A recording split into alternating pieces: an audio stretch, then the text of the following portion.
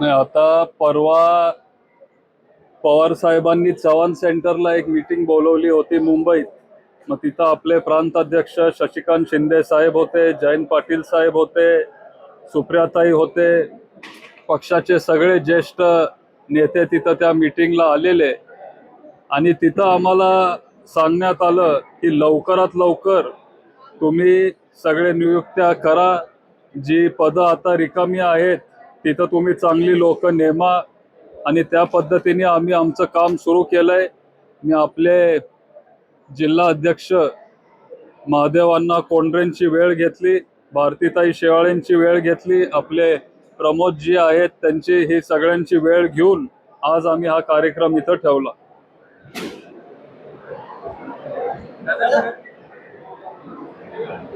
तुम्ही कार्यकर्त्यांची मागणी आहे की 29ला योगेंद्र पवार आमदार व्हावे लागते, मुख्यमंत्रीपर्यंत देखील इच्छा व्यक्त केली गेली. तुम्ही आधी देखील स्पष्ट केलेलं आहे की पवार विरुद्ध पवार ही लढाई होणार, तुम्ही आमदार होणार तरी नाही, पण पवार विरुद्ध पवारच लढाई होईल याची काय गॅरंटी आहे? उद्या काही होऊ शकतं.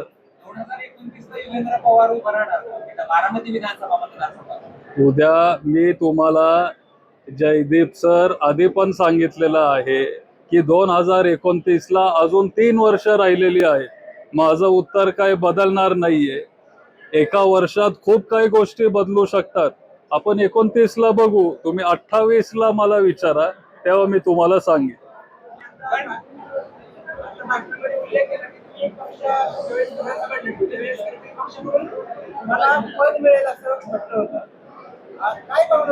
म्हटलं होतं नाही, असं वाटलं होतं. अहो, इथं ज्यांचं डिपॉझिट जप्त झालंय त्यांना मोठी मोठी पदं मिळालेली आहेत. त्याच्यामुळं असं ते माझी चुकीची अपेक्षा असू शकते की आपल्यालाही काहीतरी मिळेल, पण तसं काही झालं नाही आणि ते माझ्या फायद्याचं ठरलं. मला लोकांसाठी जास्त वेळ द्यायला मिळाला. लोकांमध्ये मी जाऊ शकलो, कुठल्याही पदात मी अडकून राहिलो नाही. आणि काही लोक फक्त पद घेतात पण त्या पदाला न्याय देत नाहीत किंवा ते काम ते करत नाहीत. मला तसं करायचं नव्हतं.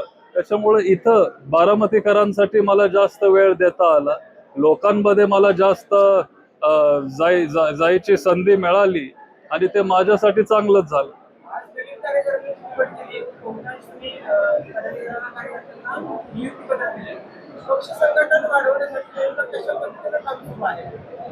नाही, आता आपल्याला लोकांचे सगळे विषय तिथं घ्यावे लागतील. आज तालुक्यामध्येच नाही तर महाराष्ट्रामध्ये आज जे नागरिक आहेत हे खूप नाराज आहेत. कांद्याला बाजार नाहीये, लोड शेडिंग 6 ते 10 सुरू आहे, आता 2-2.5 महिने होत आलेत. पाणी आता आपल्याला मिळत नाहीये, जे पाणी मिळत होतं ते पण आता तेवढ्या प्रेशरने आपल्याला मिळत नाहीये. बारामतीमध्ये क्राईम वाढत चाललंय, महिला सुरक्षतेचा प्रश्न आपल्या अख्ख्या राज्यात आहे. असे अनेक मुद्दे आहेत. लोकांची कामं आपण करत आलोय, इथून पुढेही आपण करत राहू. आणि जर आपण ती कामं केली, कुठलीही सत्ता नसून, तर मग लोक आमच्या सोबत येतील. कार्यकर्त्यांना एक सल्ला दिला की पक्षाचे विलीनीकरण होणार नाही असं स्पष्टपणे सांगितलं. तुम्हाला असं काय वाटतं की कार्यकर्त्यांना हे सांगितलं पाहिजे पक्षाचे विलीनीकरण? नाही, कारण कार्यकर्तेच नाही, मी पण संभ्रमात होतो, तुम्ही पण संभ्रमात होता, सगळेच संभ्रमात होते की कधी होतंय नाही होतंय काय होतंय. पण ते आता होणार नाहीये. आणि आपली भूमिका ही आपण क्लिअर केली पाहिजे. आपले जे प्रदेश अध्यक्ष आहेत शशिकांत शिंदे साहेब, त्यांनी पण तिथं क्लिअर केलं की असं विलिनीकरण होणार नाही. आणि तो त्यांचा निरोप, तो संदेश कार्यकर्त्यांपर्यंत पोचावा, त्याच्यामुळे ते मी बोललो. विलीनीकरणाच्या चर्चांमुळे पक्ष संघटनेमध्ये दुखणे निर्माण झाले का, दुरावा निर्माण झाला का, त्याबद्दल प्रश्न उपस्थित केले गेले का? नाही, आता काय विलिनीकरण आता होणारच नाहीये दादा. चर्चा होती, ठीक आहे, शेवटी राजकारणात काय होईल कधी होईल सांगता येत नाही.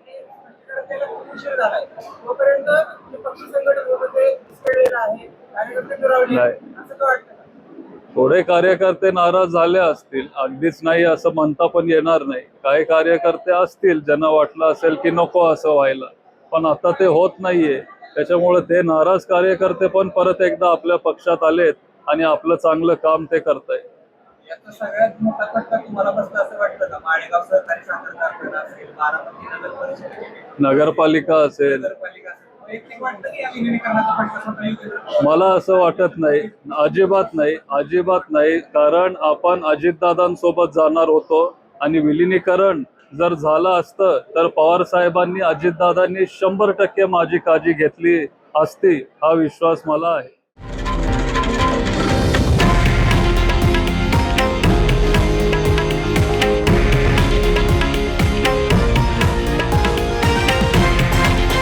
हे आहे देशातील नंबर 1 न्यूज नेटवर्क आणि आपण पाहत आहात TV9 मराठी, एकमेव.